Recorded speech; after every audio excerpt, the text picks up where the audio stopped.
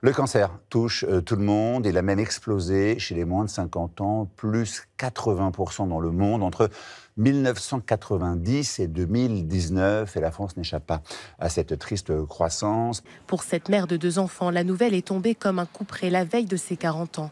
Elle est atteinte d'un cancer du côlon. Ça a décommencé donc en novembre 2022 avec des saignements dans les selles et des maux de ventre.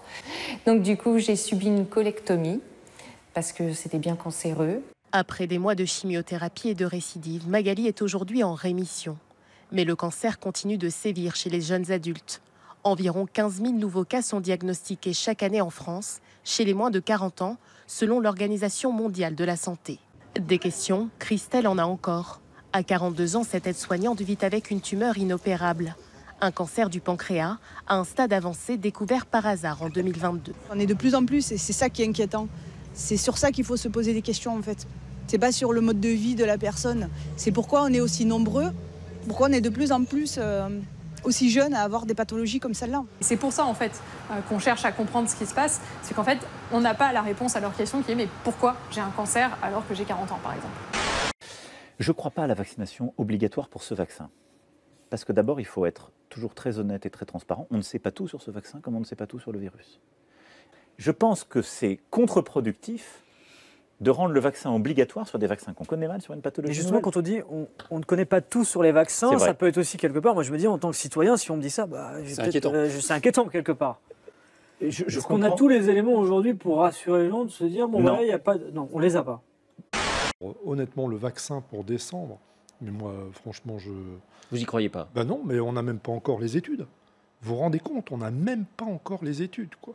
C'est-à-dire, on parle de choses qui restent vues à travers des comités des communiqués de presse de laboratoires pharmaceutiques. C'est quand même difficile d'analyser l'efficacité, la toxicité d'un médicament, d'un vaccin. Après, si jamais il y a un pépin, on va nous reprocher d'être allé trop vite. Et ça va condamner complètement les vaccinations pour des décennies. Donc je trouve qu'il y a là encore un excès de précipitation, même si je suis bien conscient de la gravité de la maladie, hein, attention, mais il y a quand même un excès de précipitation. Et moi, je n'ai toujours pas vu les études publiées de toxicité et d'efficacité des 2 vaccins dont on parle le plus, le vaccin américain et le deuxième vaccin américain.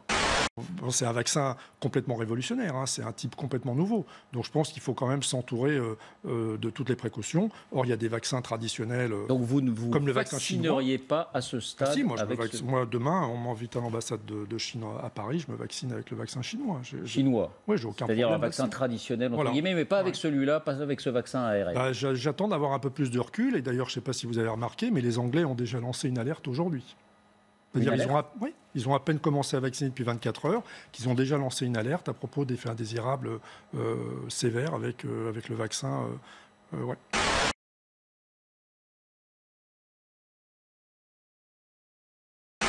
Se poser des questions, c'est bien. Ne pas s'en poser, c'est encore mieux.